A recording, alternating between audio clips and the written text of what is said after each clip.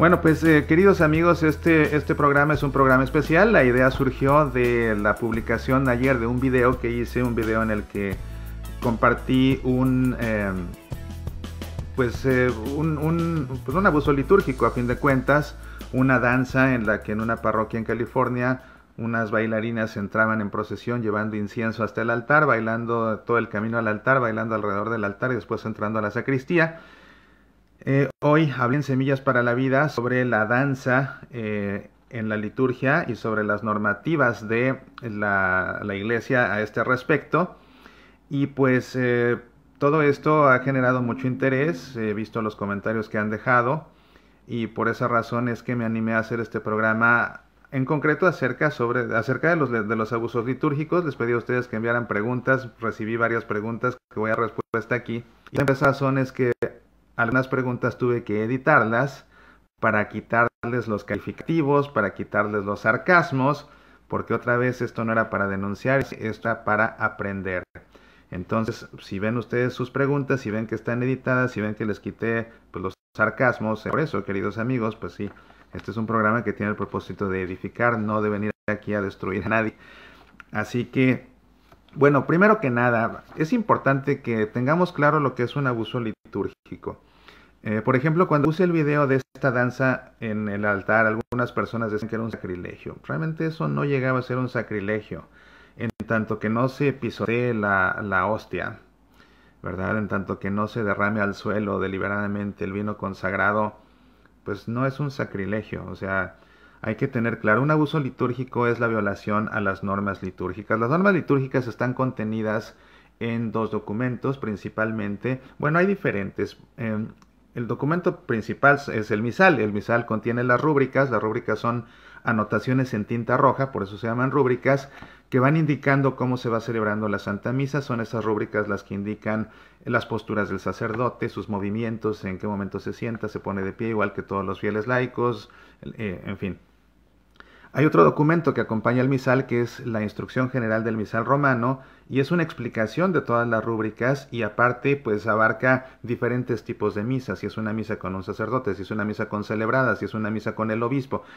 Todo eso se explica ahí, el adorno de las flores, el adorno del altar, la música, todo eso se explica en la Instrucción General del Misal Romano, pero también existen otros documentos que son directorios que se ocupan de algunas materias específicas. Por ejemplo, hay un directorio para la celebración litúrgica de la misa con los niños. Y vamos a tocar un fragmento de ese documento porque alguien me hizo una pregunta acerca de la misa con los niños. Hay un documento también que habla acerca de los abusos litúrgicos, está dedicado a los abusos litúrgicos y es la Instrucción Redemption y Sacramentum, un documento que emitió la Congregación para el Culto Divino y Disciplina de los Sacramentos y que precisamente se ocupa de algunas cosas que deben hacerse o que deben evitarse en la celebración de la Sagrada Liturgia. También vamos a hacer referencia a este documento en algunas ocasiones en esta noche. Entonces, ¿qué es un abuso litúrgico? Un abuso litúrgico es la violación a las normas litúrgicas. Pero no debemos confundir abuso litúrgico de error litúrgico, es diferente. Un error litúrgico también consiste en la violación de las normas litúrgicas, pero un error a fin de cuentas se hace por equivocación, en tanto que un abuso se hace deliberadamente.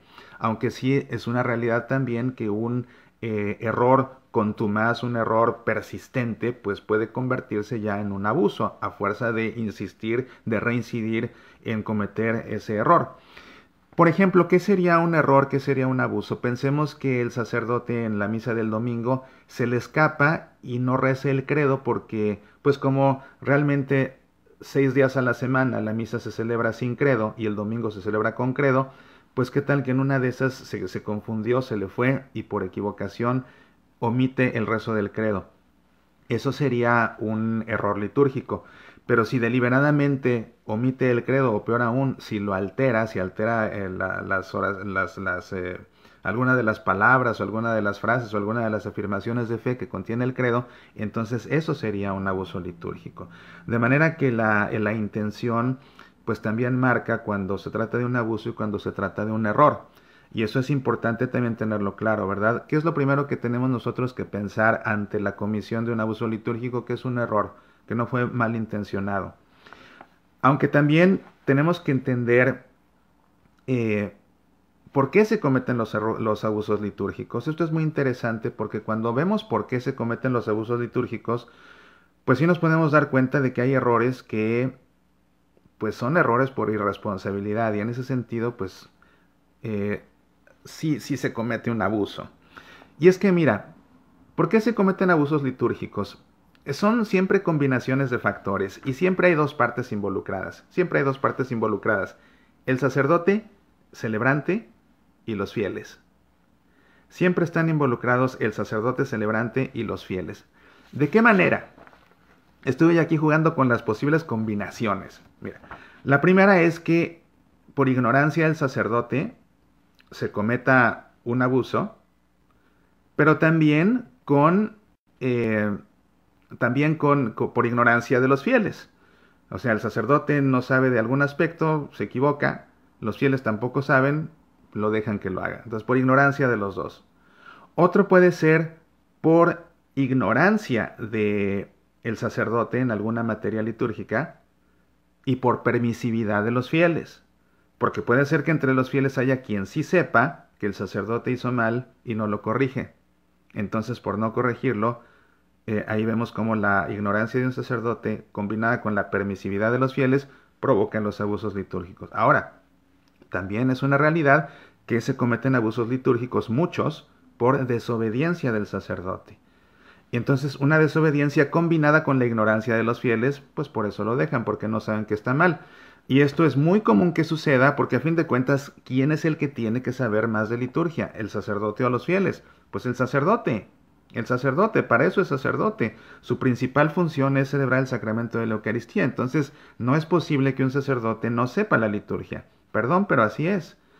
Y en todo caso, él es el que tiene que saber, no los fieles. Los fieles, por supuesto que tienen que saber, pero el que tiene que saber más es el sacerdote. Pero sí puede haber un caso de desobediencia del sacerdote y de ignorancia de los fieles que pues confían en el sacerdote y lo dejan.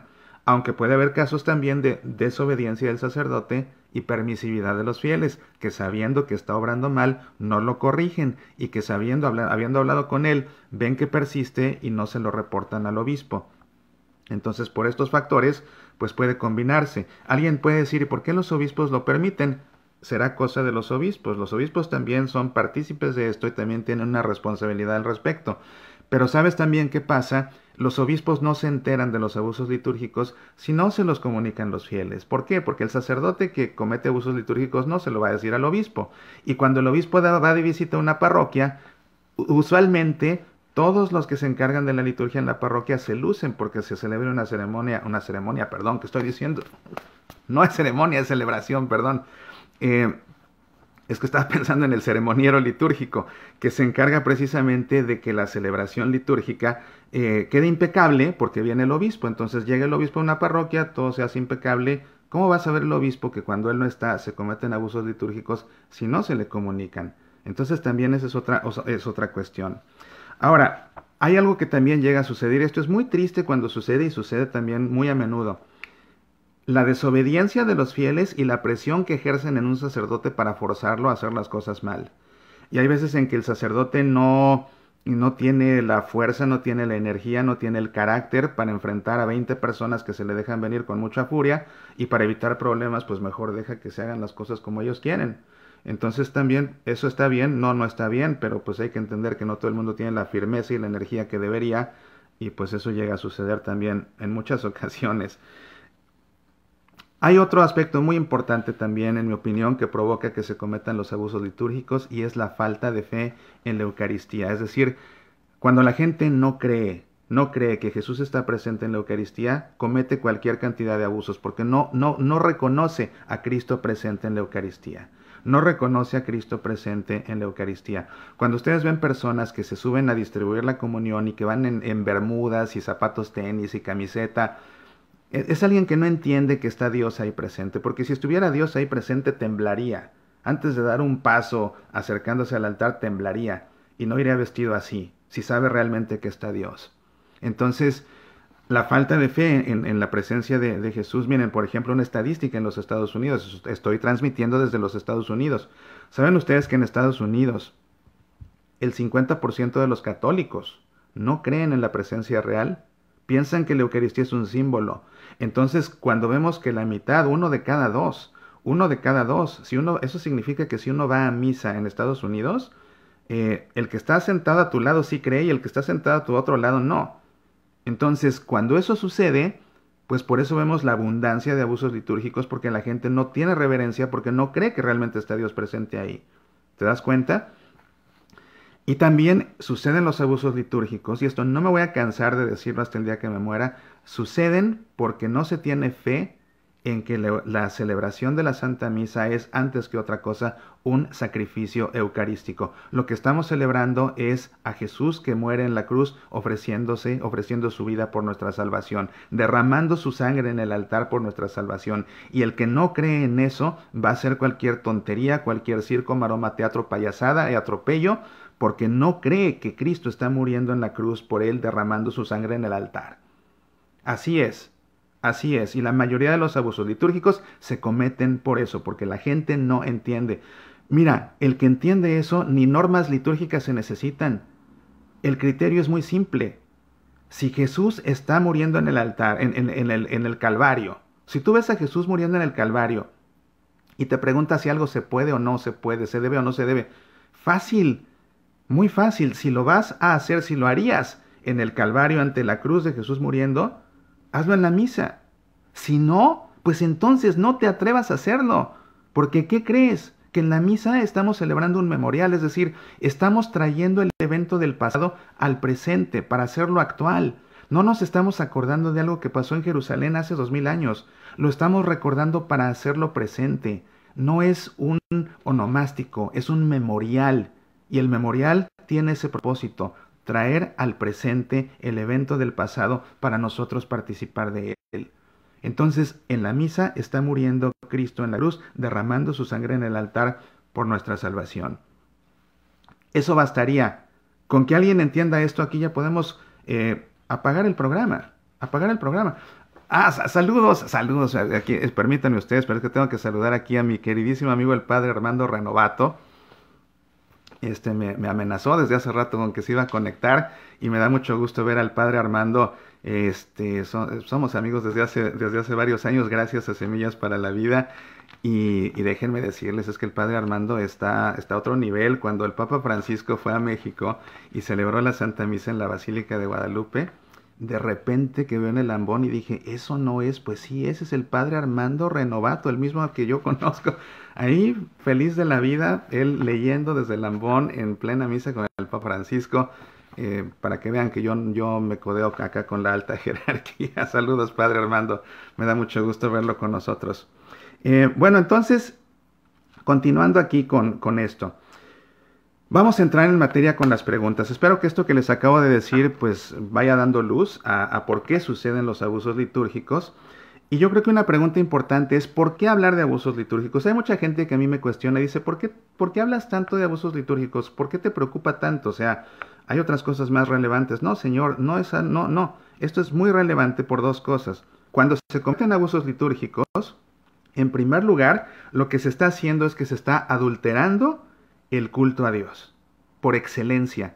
El culto a Dios por excelencia es la celebración de la Santa Misa. Cuando se cometen abusos litúrgicos, se adultera el culto a Dios por excelencia. Y la consecuencia de eso es que se lesiona la experiencia de Dios por excelencia para un hijo de Dios, que es la Santa Misa.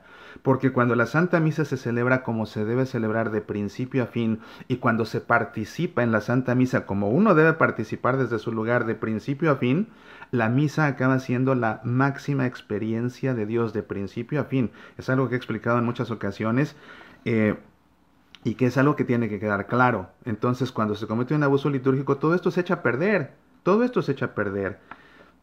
Y es la razón por la que la instrucción Redemption y Sacramentum dice lo siguiente. Pon atención. Todos los fieles cristianos gozan del derecho, es un derecho, gozan del derecho de celebrar una liturgia verdadera, y especialmente la celebración de la Santa Misa que sea tal como la Iglesia ha querido y establecido, como está prescrito en los libros litúrgicos y en las otras leyes y normas. Además, el pueblo católico tiene derecho a que se celebre por él, de forma íntegra, el santo sacrificio de la misa. conforme a toda la enseñanza del magisterio de la Iglesia. Finalmente, la comunidad católica tiene derecho a que de tal modo se realice para ella la celebración de la Santísima Eucaristía, que aparezca verdaderamente como sacramento de unidad, excluyendo absolutamente todos los defectos y gestos que puedan manifestar divisiones y facciones en la Iglesia. Entonces, es un derecho que se celebre la misa como se debe, y como derecho tal hay que exigirlo. ¿Por qué? Porque otra vez esa Santa Misa es nuestro máximo culto a Dios, y en la Santa Misa tenemos la máxima experiencia de Dios en nuestras vidas. Es un derecho y no podemos permitir que nadie nos lo quite. Claro, con energía, pero siempre, siempre, siempre con mucha caridad y por supuesto con respeto. Vamos pues a ver las preguntas que han enviado todos ustedes. La primera pregunta dice así: ¿es verdad que existe un documento que se llama el Espíritu del Concilio, que es el que avala a los sacerdotes para hacer cosas dentro de la misa que no están en la liturgia? La respuesta es categórica y contundente. Por supuesto que no. No hay ningún documento que avale a los sacerdotes para hacer lo que les venga en gana. Por supuesto que no. Por el contrario, hay documentos que especifican muy concretamente que deben apegarse. ¿Y sabes de dónde surgió o por qué surgió esta instrucción Redemption y Sacramentum? Te cuento que el Papa Juan Pablo II escribió una encíclica que se llamaba Ecclesia de Eucaristía, o que se llama, pues está disponible y sigue vigente. Ecclesia de Eucaristía significa la iglesia que vive de la Eucaristía, y en esta encíclica que el Papa San Juan Pablo II nos habló de la Eucaristía, él escribió lo siguiente, pon atención. De todo lo dicho se comprende la gran responsabilidad que en la celebración eucarística tienen principalmente los sacerdotes, a quienes compete presidirla in persona Christi, dando un testimonio y un servicio de comunión no solo a la comunidad que participa directamente en la celebración, sino también a la Iglesia universal, a la cual la Eucaristía hace siempre referencia. Por desgracia, es de lamentar que sobre todo a partir de los años de la reforma litúrgica postconciliar, por un malentendido sentido de creatividad y de adaptación, no hayan faltado abusos, que para muchos han sido causa de malestar. Una cierta reacción al formalismo ha llevado a algunos, especialmente en ciertas regiones, a considerar como no obligatorias las formas adoptadas por la gran tradición litúrgica de la Iglesia y su magisterio, y a introducir innovaciones no autorizadas y con frecuencia del todo inconvenientes. Por tanto, siento el deber de hacer una acuciante llamada de atención para que se observen con gran fidelidad las normas litúrgicas en la celebración eucarística. Son una expresión concreta de la auténtica eclesialidad de la Eucaristía. Este es su sentido más profundo. Y pon atención a esto. La liturgia, dice San Juan Pablo II, nunca es propiedad privada de alguien, ni del sacerdote celebrante, ni de la comunidad en que se celebran los misterios. Nadie es dueño de la liturgia, el dueño es Cristo Jesús. Y le dio la autoridad a su cuerpo místico, que es la Iglesia, para normar cómo se celebra la Sagrada Liturgia. De modo que como nadie es dueño, nadie puede venir a manejarla, manipularla, alterarla, a cambiarle, agregarle, a quitarle a su antojo. Ni el sacerdote, ni los fieles que participan en la misa. Entonces, vemos aquí que es lo que dice el documento. Entonces, un documento que avale que el sacerdote haga lo que quiera, no. Un documento que dice que el sacerdote no es dueño y tiene que hacer lo que se le dice, sí, aquí está, esta encíclica. Y cuando el Papa escribió esta encíclica, precisamente, dado que él reconoce la cantidad de abusos litúrgicos, entonces pide que se escriba un documento para normarlos. Y entonces el prefecto de la Congregación para el Culto Divino y Disciplina de los Sacramentos de aquel entonces, el cardenal Francis Arinze, junto con el prefecto de la Congregación para la Doctrina de la Fe de ese tiempo, el cardenal Joseph Ratzinger, entre los dos trabajaron con los obispos de todo el mundo para hacer una compilación de abusos litúrgicos, y entre los dos, con un equipo claro, pero ellos eran los redactores y editores finales, se escribió Redemption y Sacramentum. Entonces, Redemption y Sacramentum es un documento escrito por el cardenal Arinze y por el cardenal Ratzinger por órdenes del Papa Juan Pablo II, que fue el que lo firmó, y así se emitió esta instrucción precisamente sobre algunas cosas que se deben observar o evitar en la celebración de la Santísima Eucaristía. La siguiente pregunta, cuando se cae la sangre de Cristo al momento de comulgar y solo te dicen da un paso adelante y después lo limpias y ahí se queda, a mí me da tristeza. ¿Qué se puede hacer en ese momento?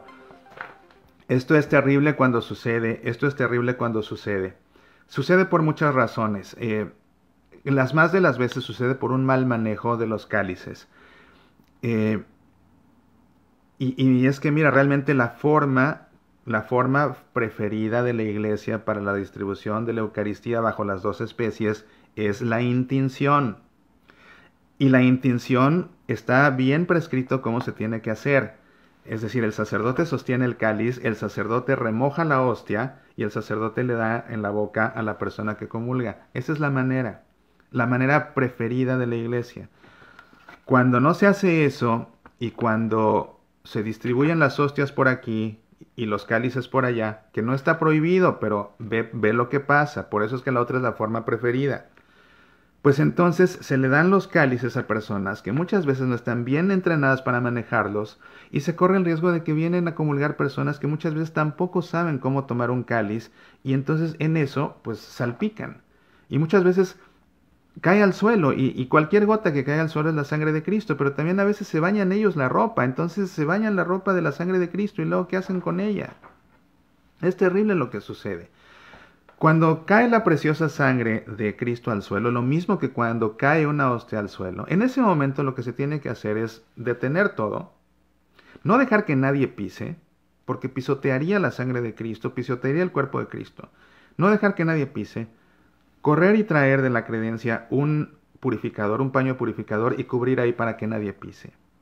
Y después entonces, con agua, bien se limpia todo para recoger todo lo que quede ahí, aunque sea invisible, uno limpia bien con el paño purificador bien humedecido. Y después eso se lleva a la sacristía y se enjuaga únicamente con agua en un lavabo especial que hay en todas las sacristías, que incluso está cerrado con llave para que nadie lo use para ninguna otra cosa. En ese lavabo, el tubo del desagüe va a dar directamente a la tierra, no va a dar a la cañería, no, va a dar a la tierra. Es ahí donde se lavan las vasijas sagradas, para que si queda alguna migaja, si queda alguna gota de la sangre de Cristo, vayan directamente a la tierra que es creación de Dios y no al caño. Entonces ahí se lava con abundante agua el paño con el que se recogió, con el que se limpió, precisamente para que cualquier gota que haya quedado de la sangre de Cristo vaya por ahí a la tierra. Y de otra manera sí se comete un sacrilegio. Si alguien pisotea la sangre de Cristo, comete un sacrilegio. Eso sí, para que veas, es un sacrilegio. Y es terrible cuando la gente no sabe qué hacer porque no está entrenada para tomar estas medidas. La misa de los domingos con niños solo se lee la primera lectura y el Evangelio. ¿Esto es correcto? Mira, al respecto de la misa para los niños, hay otro documento que es el Directorio Litúrgico para las misas con participación de niños. Y en ese documento hay una sección que habla de las misas de niños en las que participan personas mayores, y dice lo siguiente en el número 42. Por lo que respecta al número de lecturas de los domingos y fiestas, deben guardarse los decretos de las conferencias episcopales. Si las 3 o 2 lecturas señaladas para los domingos y ferias con dificultad podrán ser entendidas por los niños, está permitido elegir de entre estas 2 o solamente una, pero que nunca falte la lectura tomada del Evangelio. Entonces ahí lo tienes. Tu pregunta es si en la misa de los niños se puede leer la primera lectura del Evangelio. Sí, así es, lo que siempre se tiene que leer, o se podría leer la segunda y el Evangelio. Pero lo que siempre se tiene que leer es el Evangelio. De preferencia todas las lecturas, pero pues si de plano no se puede. Mira, por ejemplo, cuando a veces hay en las lecturas o en el Evangelio mismo la forma larga y la forma breve, pues la forma breve es adecuada para una misa con niños. Pero en todo caso sí está permitido que se lea la primera lectura y el Evangelio según lo que dice este directorio litúrgico para las misas con participación de niños. La siguiente pregunta. Al final de la Santa Misa, dentro de los avisos parroquiales, ¿es correcto felicitar a personas por motivo de cumpleaños y aniversarios? No, ese es el propósito. La celebración de la Santa Misa no es para celebrar a nadie por su cumpleaños. Es otra vez un culto a Dios. El centro es Dios. La misa es para rendirle culto a Dios y no a los fieles. Cuando se comienza a poner atención en los fieles, se está haciendo que la misa, que tiene un sentido vertical hacia Dios, se está convirtiendo en un acto horizontal entre los fieles y ese no es el propósito. Entonces no es para celebrarle el cumpleaños a nadie, no. Que alguien ofrece la Santa Misa como acción de gracias por su cumpleaños, eso es otra cosa. Y en todo caso, después de la misa, el sacerdote le podrá dar una bendición. Pero no, el momento de los avisos no es para eso. Ahora, en el caso de aniversarios, aquí se refiere pues lógicamente a aniversarios de bodas.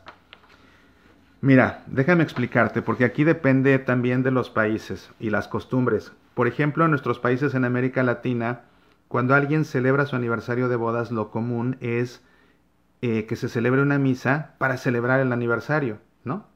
Y eso usualmente se hace un sábado, por ejemplo, o tal vez un viernes en la noche, habitualmente un sábado, y se celebra la misa específicamente por el aniversario que se celebra de la pareja. Acá en los Estados Unidos eso es prácticamente imposible que suceda.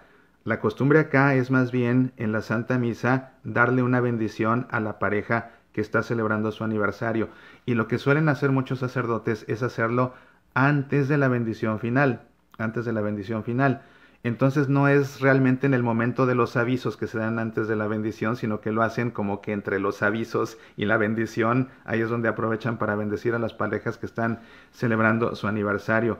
Aunque realmente el sitio propicio para dar este tipo de bendiciones pues sería después de la homilía, ¿verdad? Pero bueno, esa es la costumbre acá en Estados Unidos y tal vez por eso alguien pregunte que si es en el momento de los avisos. No, es después de los avisos y antes de la comunión cuando se acostumbra acá en los Estados Unidos a hacerlo así. No sé si en otro país también se haga de esta manera.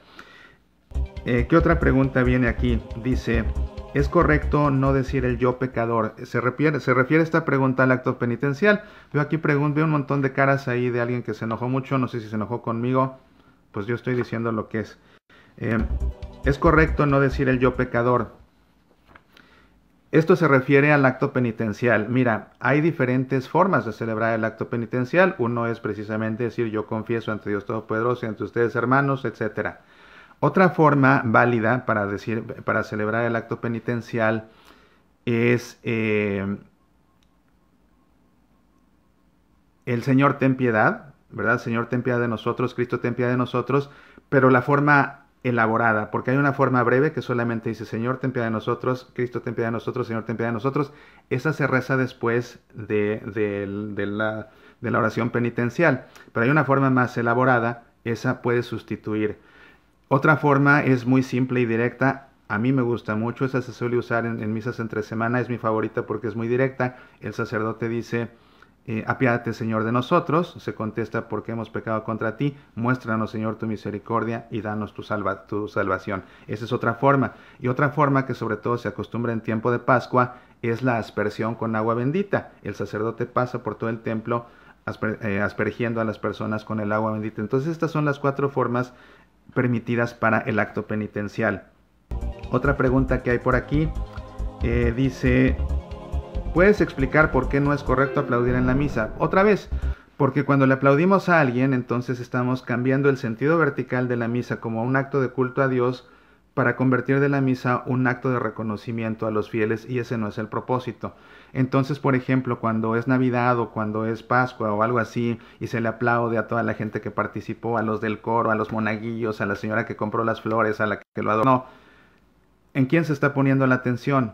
Pues en el coro y en los monaguillos y en toda la gente. Y no, es hacia Dios. En todo caso, después en el salón parroquial el padre puede expresar ahí su agradecimiento si quiere, y hasta darles un diploma o lo que él quiera. Pero en la misa es un culto a Dios, es para darle culto a Dios, no es para darle culto ni reconocimiento a nadie más que solamente a Dios. Es la razón por la que no se aplaude en la misa. ¿Puede un laico no instituido celebrar la liturgia de la palabra con comunión y casi celebrando la liturgia como si fuera un diácono? Bueno, esto es una situación muy triste y que lamentablemente vemos cada vez más en aumento por la escasez de los sacerdotes. Cada vez hay menos sacerdotes y por esa razón hay lugares en donde no se puede celebrar la misa todos los días, incluyendo los domingos, tristemente.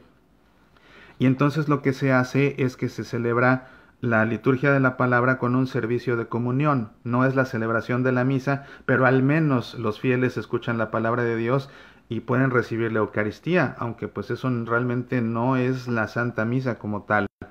¿Qué es lo que aplica en este caso? La pregunta es si puede celebrar esta liturgia de la palabra con comunión un laico que no está instituido. Mira, esto lo norma otro documento que es el Directorio para las Celebraciones Dominicales en ausencia del presbítero.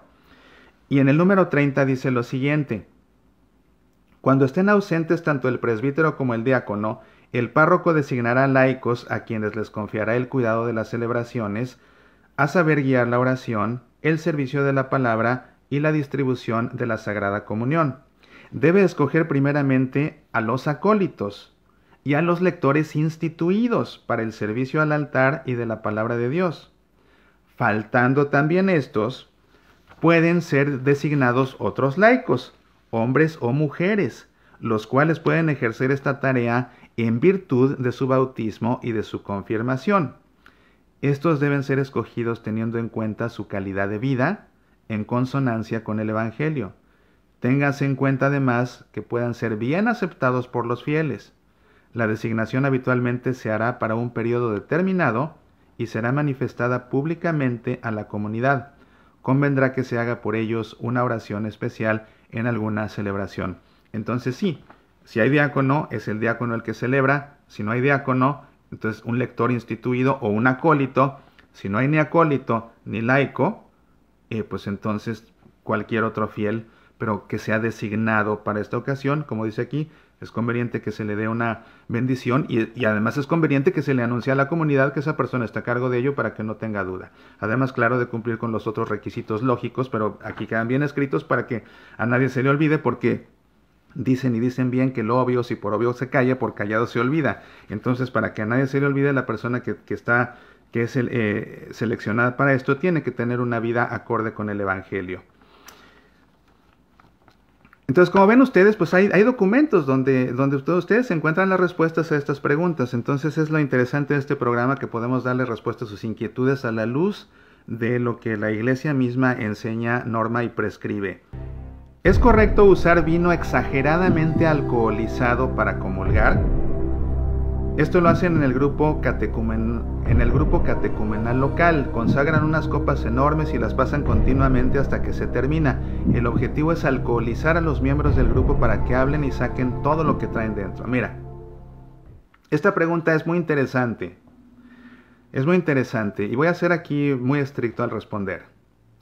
Porque si se plantea una pregunta con esta energía, requiere de parte de la persona que pregunta también precisión en lo que dice. ¿Es correcto usar vino exageradamente alcoholizado para comulgar? Y no doy nombres, no doy nombres, otra vez las preguntas son anónimas, pero la persona que hizo, ya no me acuerdo, ni siquiera tengo aquí anotado quién fue. La persona que hizo esta pregunta, yo le pregunto ahora, y no me conteste en Facebook, simplemente quédese con la respuesta. ¿En qué se basa para medir usted el nivel de alcohol de un vino? ¿Y en qué se basa usted para juzgar si el vino que se está consagrando está exageradamente alcoholizado? ¿Es el gusto de su paladar o cuál es? Porque si hay una medida, de hecho, el vino de consagrar no debe exceder 18% de alcohol. Esa es la medida, 18% de alcohol. Si excede 18% de alcohol, se puede decir que es exageradamente alcoholizado. Pero el vino de consagrar tiene que ser vino de consagrar. No se puede consagrar cualquier botella de vino que se compre en el supermercado. Se tiene que consagrar vino de consagrar. Vino elaborado específicamente para consagrar, que cumple con los requisitos que norman las conferencias episcopales de cada país. Entonces, no sé, o sea, ¿de dónde dice usted que el vino está muy alcoholizado? Si le consta a usted que rebasa 18%, entonces tiene usted razón. Ahora dice también, esto lo hacen en el grupo catecumenal local. No es el grupo catecumenal, es el grupo neocatecumenal. Neocatecumenal. Entonces, otra vez, si somos enérgicos para cuestionar, si somos enérgicos para juzgar, tenemos también que ser estrictos y tenemos que ser precisos en lo que decimos. porque si no, no estamos siendo parejos, estamos cargando mucho del otro lado y nosotros no. O sea, estamos cayendo, podemos caer en la trampa que advertía Jesús de querer ver la brizna en el ojo ajeno y no ver la viga en el propio. Entonces hay que ser cuidadosos con lo que decimos. Y dice aquí, consagran unas copas enormes, en efecto en el movimiento neocatecumenal los cálices son cálices grandes, y las pasan continuamente hasta que se termina.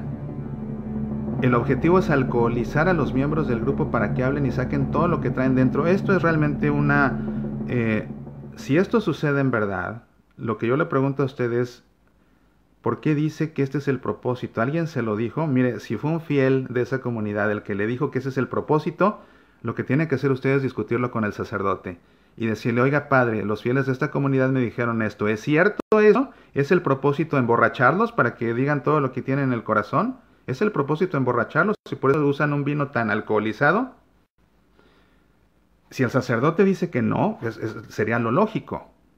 Ahora, si el sacerdote lo confirma y el sacerdote dice que el propósito es que se emborrachen, pues ¿qué espera usted? Eso se lo tiene que reportar al obispo así.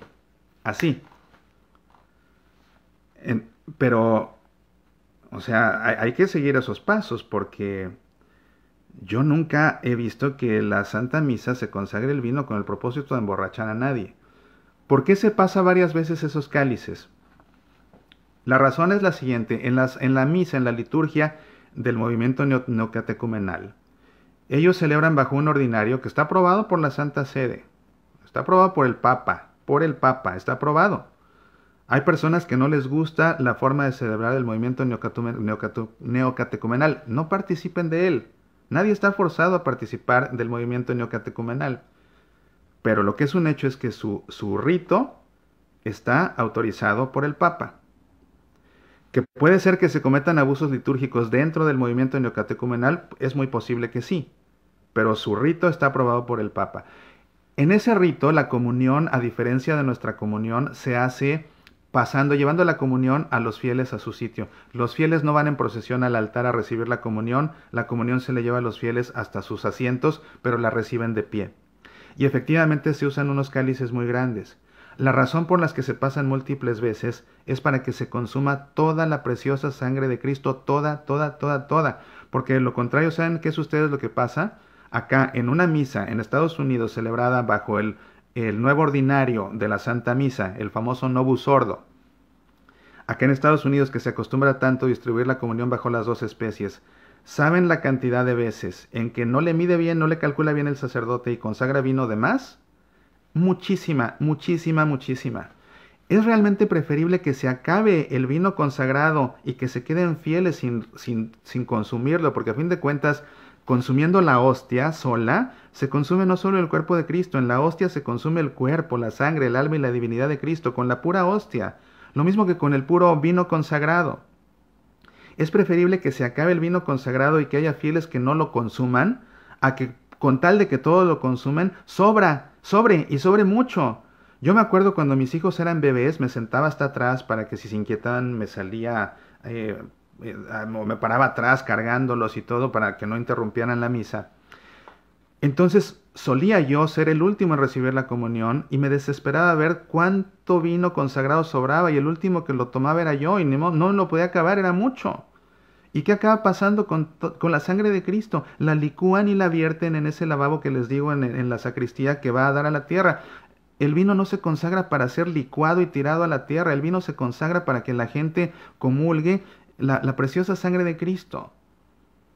Entonces, en el movimiento neocatecumenal que consagran estos cálices tan grandes, la razón por la que lo pasan múltiples veces es precisamente para asegurarse que se consuma hasta la última gota y que no se tire. Entonces, vean ustedes, amigos, esta pregunta me llama a mí la atención porque vean ustedes de la pregunta y cuando se explica realmente lo que sucede, o sea, como que hay una disparidad muy grande, tanto en el contenido de la pregunta y en la forma de la pregunta como en lo que en realidad sucede. Y otra vez, por favor, si vamos a acusar a alguien, tenemos nosotros que ser los primeros en ser muy puntuales y muy precisos en lo que estamos diciendo, porque si no, no estamos siendo parejos, no estamos siendo justos y eso no se vale. La siguiente pregunta. Es lícito usar panes ácimos de harina enormes para consagrar y comulgar. Esto también lo hacen los catecúmenos locales. Otra vez, no son los catecúmenos, es el movimiento neocatecumenal. Miren, en el rito permitido del movimiento neocatecumenal, ellos, la hostia que consagran es un pan más grueso que nuestras hostias, que son muy, muy delgadas. Y son, pues, por lo mismo son esponjosos, porque son más gruesos. Entonces son panes así grandes. Otra vez son esponjosos. Así son. La pregunta dice, ¿es lícito usar panes ácimos de harina? Pues es que todos los panes ácimos son de harina, sino ¿de qué son? Son de harina de trigo y agua. ¿De qué está hecho el pan ácimo? De harina de trigo y agua. Todas las hostias son de harina, de trigo con agua. No se les puede agregar nada más, no se les puede agregar sal, no se les puede agregar azúcar, no se les puede agregar miel. Hay quien lo ha hecho, le ha agregado miel para endulzarlas, imagínense. Automáticamente ya no se puede consagrar. Y timaron a muchas personas en una universidad acá en Estados Unidos un buen tiempo, porque tuvieron a bien ponerles mielecita a las hostias de la universidad para endulzarlas. Y con eso, al ya no ser pan ácimo legítimo, dejó, o sea, aunque el sacerdote consagrara, según él no estaba consagrando nada. Pero otra vez, entonces, ¿está permitido? Claro que está permitido. Este tipo de pan de consagrar que usan en el movimiento neocatecumenal está permitido por el Papa, pero otra vez es harina de trigo con agua, igual que cualquier hostia, porque ese es el pan ácimo. Mira, la característica del pan ácimo es eso, es que es harina de trigo con agua sin levadura. Y la característica principal es precisamente la ausencia de levadura. Esa es la característica principal. Otra pregunta. ¿Es lícito orar gritando frente al Santísimo expuesto? Lícito. La palabra aquí es lícito. O sea, estamos entrando en el terreno de lo legal. Pues, si ves o sea, ¿qué norma la legalidad dentro de la Iglesia el Código de Derecho Canónico? Si lees el Código de Derecho Canónico no vas a encontrar ningún canon que prohíba gritar frente al Santísimo, orar gritando. Entonces, esto no es cuestión de legalidad. No entra en el terreno de la legalidad, no está normado por el Código de Derecho Canónico.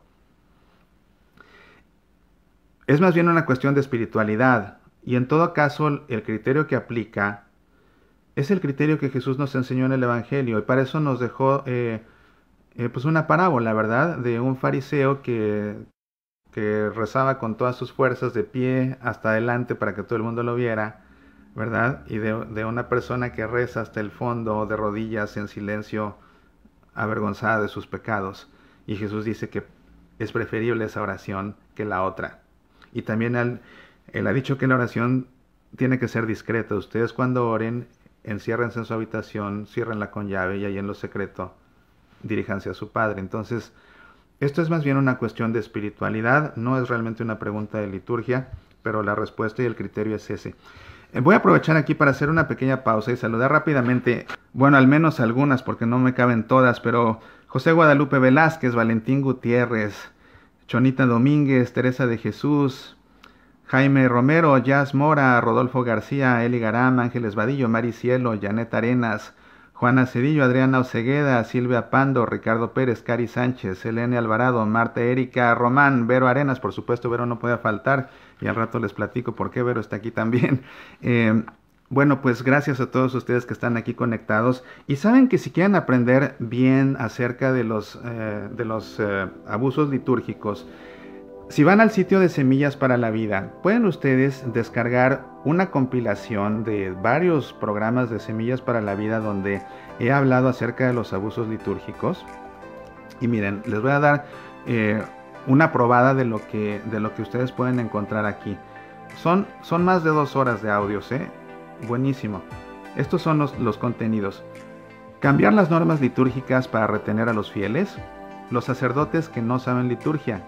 El padre que rechazó la casulla rosa, niños en torno al altar, títeres en la Santa Misa, payasos en la Santa Misa, abusos en el saludo de paz, llegar tarde a misa y comulgar, lo peor que he vivido en Semana Santa, el sentido común en la Sagrada Liturgia, abusos litúrgicos 1, laicos, pan y vino y plegaria eucarística, abusos litúrgicos 2, la homilía y el saludo de paz, Abusos litúrgicos 3, los ministros extraordinarios de la Sagrada Comunión. Abusos litúrgicos 4, la comunión. Y abusos litúrgicos 5, la gravedad de corregirlos. Como ven, más de 2 horas para aprender bien acerca de los abusos litúrgicos, para poder identificarlos, para poder corregirlos, para poder prevenirlos. Les recomiendo mucho que descarguen esta compilación que se llama así, Abusos Litúrgicos. La encuentran en nuestro sitio semillasparalavida.org, en la tienda en línea. Y descargando esto, pues nos ayudan, por supuesto, a sostener estos apostolados en los medios de comunicación. Y después hay otro, porque hay gente que como que ya me he dado cuenta después de tantos años que como que la gente dice abusos litúrgicos y piensa en Mauricio Pérez, pero no es así. Cuando hablo de liturgia hablo mucho más de lo que es la liturgia, de lo que significa, de su riqueza, de su valor. Hablo mucho más de lo que es y realmente muy poco de los abusos, pero como que la gente me ha vinculado quizás porque soy de las pocas personas que toman un micrófono para hablar de estos temas, ¿verdad? Que son a veces tan delicados. Pero hay otro álbum ahí que les recomiendo también mucho, que se llama Semillas de Liturgia. Y vean ustedes, también son 2 horas de audios. Y vean ustedes los temas que vienen aquí. Miren. Recursos para conocer la liturgia. ¿Se puede bautizar un niño sin permiso de sus padres? Normas para la confirmación. El caso de una confirmación inválida. Ayuno y abstinencia. ¿Cómo se fija la fecha de la Semana Santa? El rito latino y los ritos orientales. Consejos para sacar provecho a la Santa Misa. Consejos para preparar las moniciones. Liturgia de la palabra para niños. El embolismo. Normas litúrgicas para el altar. La Santísima Trinidad en la consagración. La doxología. Cánones que regulan el pan y el vino. ¿Por qué se mezcla agua con el vino consagrado? La inmicción. La comunión con la mano. ¿Qué es la inmicción? ¿Has visto que el sacerdote rompe un pedacito de hostia y lo deposita en el cáliz? Eso es la inmicción. ¿Qué significa? Te lo explico aquí. La comunión con la mano. Más sobre la comunión en la mano. Los ministros extraordinarios de la Sagrada Comunión y normas para el uso del incienso. Esta compilación se llama Semillas de Liturgia, o puedes descargar todo junto, se llama Combo Litúrgico y descargas todo. Son más de 4 horas de audios. Es realmente un curso de liturgia que puedes descargar muy interesante y que te va a ser de mucho provecho. Esto lo puedes descargar en Semillas para Leer. Y aparte, ¿qué creen? De las personas que escribieron las preguntas, hicimos un sorteo y hay una persona que ha ganado la descarga totalmente gratis del álbum de Abusos Litúrgicos. Entonces, pues estén listos porque al final del programa voy a anunciar quién fue la persona afortunada que se llevó este premio. Vamos a continuar, amigos, si les parece, con las preguntas. Viene aquí otra. ¿Es correcto empinarse al estilo musulmán frente al Santísimo para orar? O sea, bueno, empinarse supongo que agacharse al estilo musulmán. No sé cómo sea el estilo musulmán. En la liturgia hay 2 posturas en las que nos inclinamos. Hay 2 posturas de inclinación. Uno es la venia, que simplemente se inclina la cabeza. Y el otro es la inclinación completa, que se hace a la mitad, ¿verdad? Esa inclinación que se hace a la mitad es la inclinación que se hace cuando se pasa ante el altar en la celebración de la misa. Cuando hay misa y se pasa ante el altar, hace uno una inclinación profunda al altar, no al sagrario. En la misa uno se inclina no ante el sagrario, en la misa se inclina uno ante el altar. Porque en la Santa Misa el altar es el símbolo de Cristo. Entonces por eso nos inclinamos. Y fíjense, nos inclinamos, no hacemos una genuflexión al altar, porque el altar no es Cristo, es solo su símbolo. En la misa, durante la misa. Entonces por esa razón, durante la misa, cuando alguien pasa frente al altar, hace una inclinación. Fuera de la misa, si el sagrario está colocado detrás del altar, fuera de la misa, al pasar frente al sagrario, se hace una genuflexión. La genuflexión, aprovecho para decir, siempre se hace con la rodilla derecha tocando el piso. Con la rodilla derecha tocando el piso.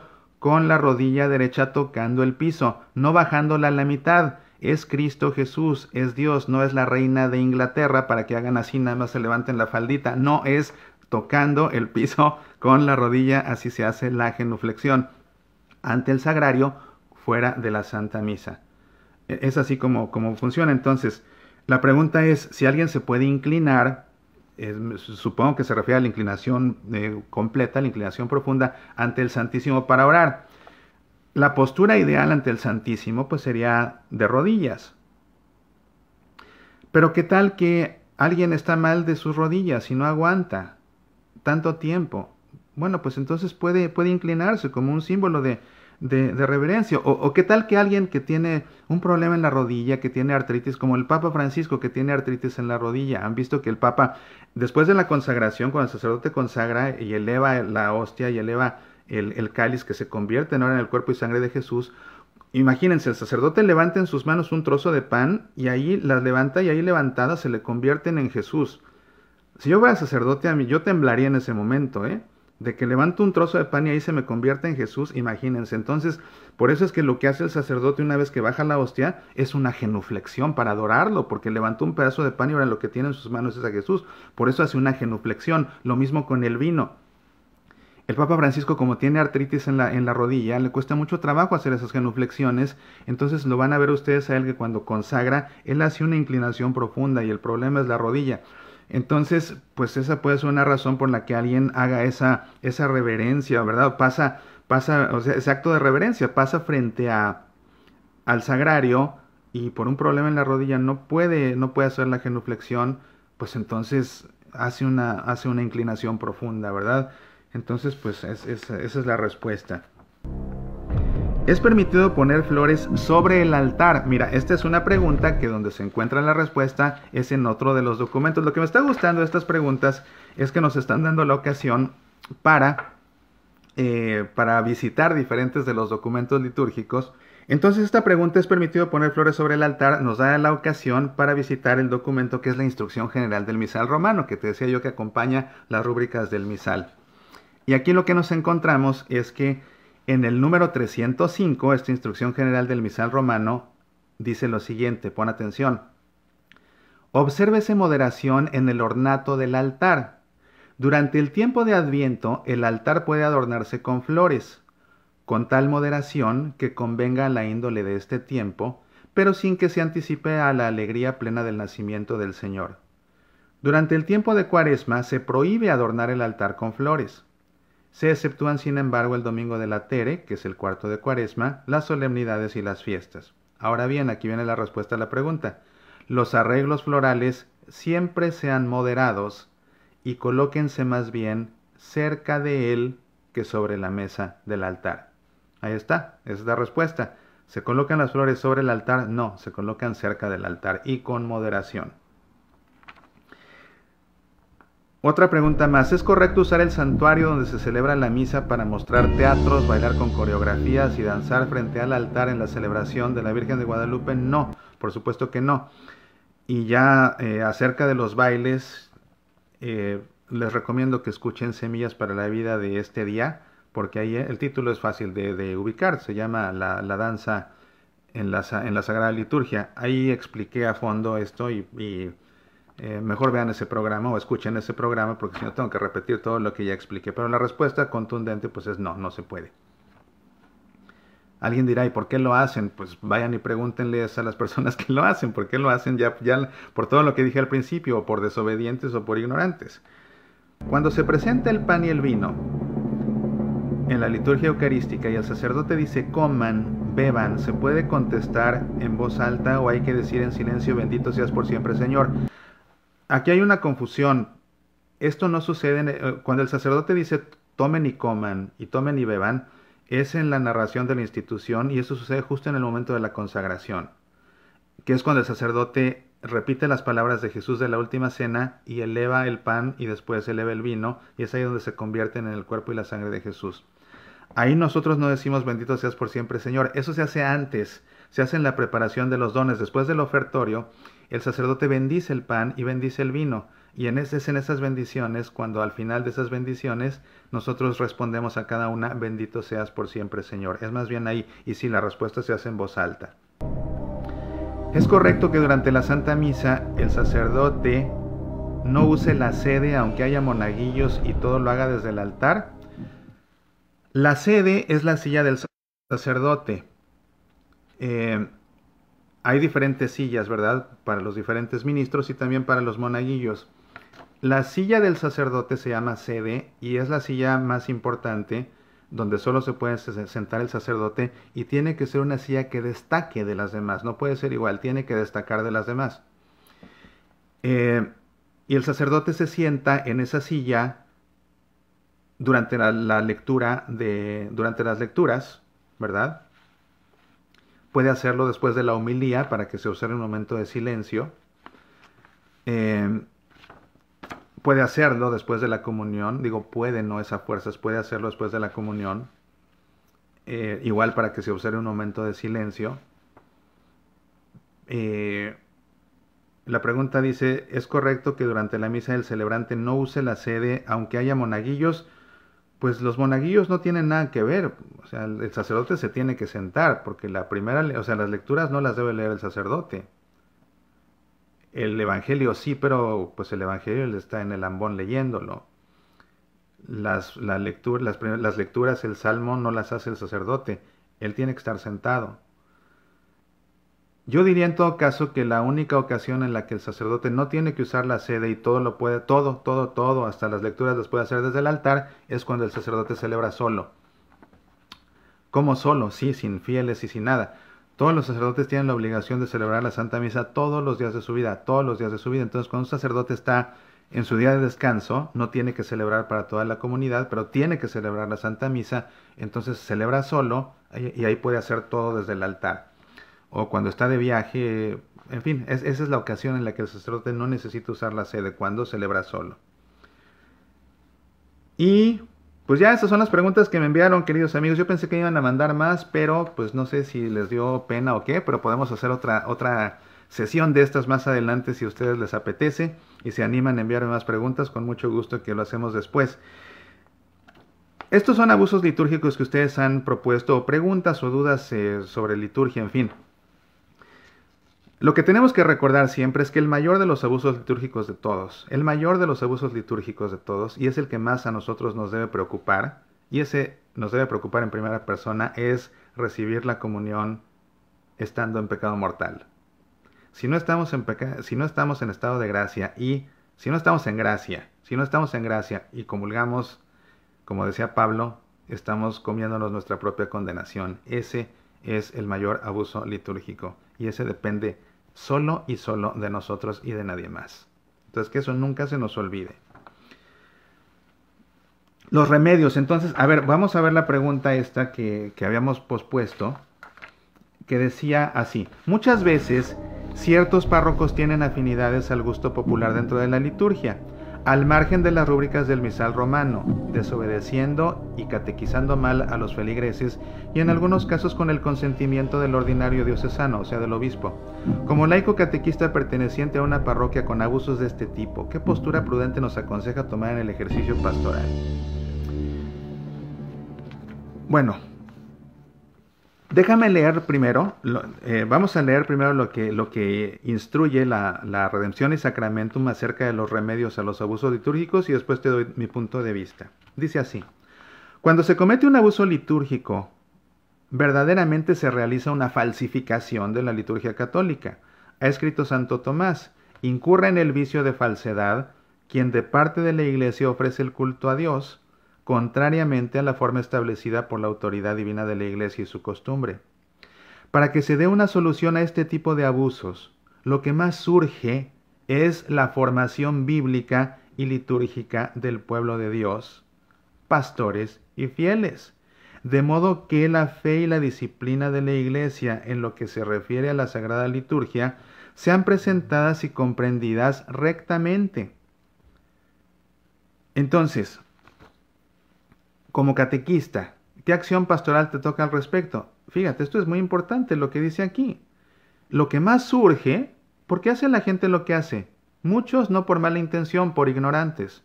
Otros por desobedientes, pero también por no entender. Es que el que entiende realmente lo que pasa en la misa, ¿por qué desobedece? ¿Por qué? O sea, si le queda claro que el que está presente es Jesús, que la misa es de Jesús y no de él, y le queda claro que lo que se está celebrando es un sacrificio eucarístico, otra vez que se está celebrando a Jesús que muere en la cruz derramando su sangre en el altar por nuestra salvación, el que entiende eso ya hace todo como tiene que hacerlo porque lo entiende. El que no lo entiende va a cometer abusos litúrgicos. Por eso es que lo que urge es que la gente entienda, y para que entienda se le tiene que catequizar, se le tiene que formar, se le tiene que enseñar, se le tiene que capacitar, se le tiene que entrenar. Es la razón por la que, fíjate, aquí dice, lo que más urge es la formación bíblica y litúrgica del pueblo de Dios. Fue precisamente cuando esta instrucción salió que yo dije, bueno, si lo que urge es eso, hay que hacerlo, hay que tomar manos, hay que poner manos a la obra, hay que colaborar con esto. Y yo vi aquí que decía, lo que más urge es la formación bíblica y litúrgica. ¿Qué crees que fue lo que hice entonces? Armé un seminario que se llama A la Mesa del Señor. Y es un seminario precisamente bíblico, litúrgico, eucarístico, que tiene el propósito precisamente de ayudar a los fieles a que tengan esta formación bíblica y litúrgica que la Santa Sede dice que es lo más urgente de todo. Por eso preparé ese seminario, lo he presentado en muchas parroquias en diferentes momentos y es precisamente el seminario que voy a dictar en Minnesota, en mi gira a Minnesota el 20 y 21 de octubre. Entonces, si te encuentras en el área de Minneapolis o de Saint Paul, o si te encuentras cerca, o es más, viaja para que aproveches esto, el sábado 20 en la Universidad de Santo Tomás, en Saint Paul, voy a impartir este seminario en español. Y lo voy a repetir el domingo en la parroquia de San Jorge, en Long Lake, lo voy a repetir en inglés. Entonces, para la comunidad latina y para la comunidad de personas que hablan inglés, voy a impartir este seminario en esta gira a Minnesota el 20 y 21.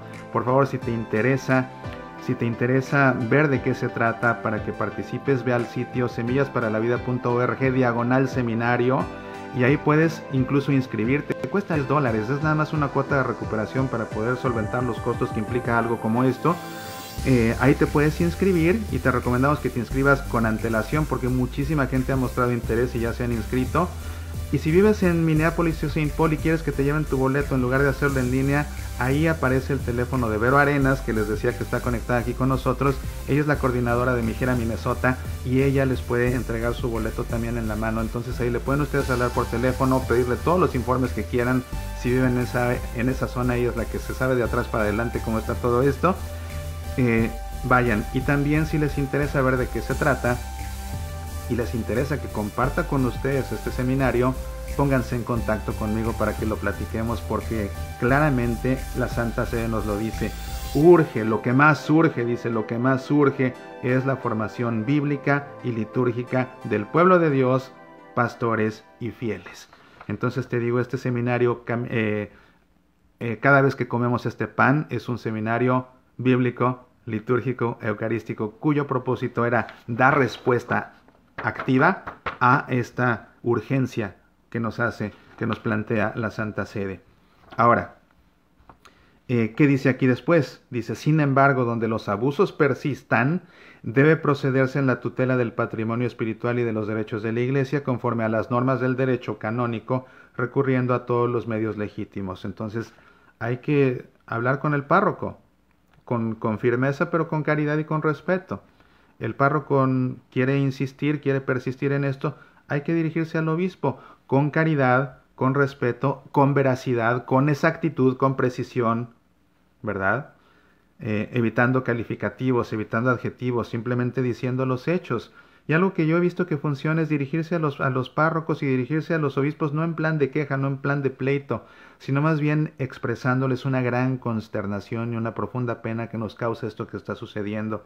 Entonces así ellos se dan cuenta, este no viene a pelear, este está realmente preocupado y lastimado, necesitamos sanar esto, no solo por él, sino por toda una comunidad, y esto da mucho más resultado que llegar con una espada desenvainada que no conduce eso a nada, y nuevamente la espada desenvainada se desenvaina en una carta, usando adjetivos, usando peyorativos, usando sarcasmos, todo lo que filtré aquí de muchas preguntas precisamente para que fuera esto un programa didáctico y no aquí un vertidero de frustraciones, porque ese no es el propósito. Sigue diciendo Redemption y Sacramentum. Entre los diversos abusos hay algunos que constituyen objetivamente los graviora delicta, los actos graves, y también otros que no con menos atención hay que evitar y corregir. Teniendo presente todo lo que se ha tratado, especialmente en el capítulo 1 de esta instrucción, conviene prestar atención a cuánto sigue. Y viene aquí un apartado que habla de los graviora delicta, las penas más graves. Y dice aquí, los graviora delicta contra la santidad del sacratísimo sacramento y sacrificio de la Eucaristía. Fíjate, dice sacramento y sacrificio. Los graviora delicta contra la santidad, es decir, los delitos más graves. Graviora delicta significa delitos graves. Los delitos graves contra la santidad del Santísimo Sacramento y sacrificio de la Eucaristía y los sacramentos son tratados según las normas sobre los graviora delicta reservados a la Congregación para la Doctrina de la Fe. Esto es, inciso A, sustraer o retener con fines sacrílegos o arrojar las especies consagradas. Inciso B, atentar la realización de la liturgia del sacrificio eucarístico o su simulación, es decir, alguien que finge que es sacerdote y va y celebra. Eso cómo pasa en los funerales, que en las agencias funerarias llega ahí un vivales vestido de sacerdote y le cobra a la gente por celebrar una misa ya con su misal, se la sabe de memoria y tima a la gente fingiendo una misa. Esto es un delito muy grave que se tiene que reportar al obispo primero y después a la Santa Sede. Lo hará el obispo, por supuesto. Inciso C, la concelebración prohibida del sacrificio eucarístico juntamente con ministros de comunidades eclesiales que no tienen la sucesión apostólica ni reconocen la dignidad sacramental de la ordenación sacerdotal. O sea, por ejemplo, celebrar la Santa Misa con un pastor protestante. Y alguien diría, ay, pero ¿cómo crees? Pues sí, por ejemplo acá que tantos matrimonios mixtos existen y matrimonios por disparidad de cultos y entonces vemos que se casa un católico con alguien que no es católico y el tío del católico es sacerdote y el tío de la que no es católica es pastor protestante y entonces hacen la misa y los dos ahí celebran y... No. La consagración, inciso D, la consagración con fin sacrílego de una materia sin la otra en la celebración eucarística o también de ambas fuera de la celebración eucarística. ¿Esto qué significa? Se consagra el pan con el vino, no se puede consagrar pan sin vino, no se puede consagrar vino sin pan y tampoco se puede consagrar pan y vino fuera de la Santa Misa. El único lugar donde se puede consagrar es en la celebración de la Santa Misa. Pues aquí está, lógicamente este documento lo encuentras en la página web del Vaticano. Puedes leerlo por completo, debes leerlo por completo, debes saberlo por completo. Y con esto, amigos, yo creo que nos despedimos porque ya es tarde. Yo sé que es tarde para muchos de ustedes y les agradezco su gentileza permaneciendo conectados tanto tiempo. Bueno, yo sé que a lo mejor alguien está ahí y no se ha ido porque lo único que quiere ver es quién va a ganar el premio de descargar gratuitamente todo ese álbum de abusos litúrgicos. Y déjenme decirles que la persona afortunada, ya perdí aquí entre tantas hojas, la persona afortunada es nada más y nada menos que nuestra querida amiga Daisy Taveras. Daisy, el día de mañana te envío por correo electrónico tu cupón para que descargues gratuitamente este álbum. Pues bien, queridos amigos, gracias a todos por su atención. Les había yo dicho que el programa no lo iba a repetir en YouTube, pero pues bueno, fue una mentirilla piadosilla, era nada más para retener su atención y se quedaran hasta el final, porque por supuesto que lo tengo que compartir para que muchas más personas que no lo vieron se beneficien. Así que si están ahorita enojados conmigo porque dijeron, de haber sabido me hubiera ido a dormir y mañana lo veo, pues no, lo hice para que me acompañaras, porque si yo estoy aquí hasta estas horas, tú también. Que te lo agradezco mucho. Gracias, queridos amigos, a todos. Ya con esto me despido, vayan a dormir, duerman en paz, que el Señor nos conceda una noche tranquila y una santa muerte. Nos vemos la próxima. Apasionate por nuestra fe.